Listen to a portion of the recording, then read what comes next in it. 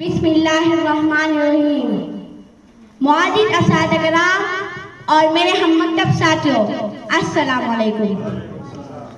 آج ہمارا سیریز موضوع جس میں آپ لوگوں سے میں اپنے خیالات کا اظہار کرنا چاہوں گی وہ ہے اولاد کی تعلیم و تربیت میں والدین کا کردار۔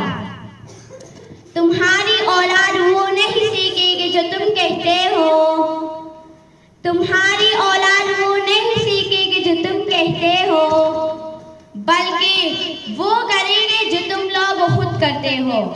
معززین، اس میں کوئی شک نہیں کہ تمام والدین کی دلی تمنا ہوتی ہے کہ اس کا بچہ ہر لحاظ سے مکمل ہو، ان کی اولاد اعلیٰ تعلیم حاصل کرے، ان کے اخلاق، ان کی عادات و اطوار اور ان کی حرکات و سکنات دیکھنے والوں کو بڑی معلوم ہو۔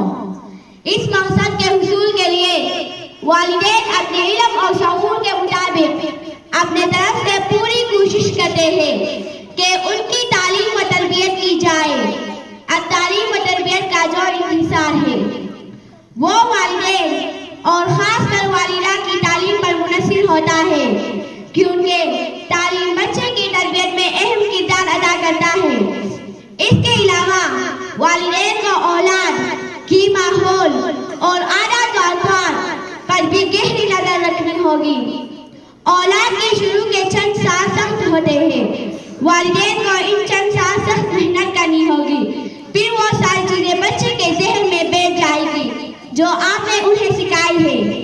آخر میں اللہ تعالیٰ سے دعا ہے کہ وہ تمام والدین کے توفیق دے کہ وہ اپنے بچوں کی تعلیم و تربیت میں اہم کردار ادا کرے، اپنے بچوں کو ایک اچھا شہری بنائے تاکہ ان سے مل کر ایک اچھی قوم بنے۔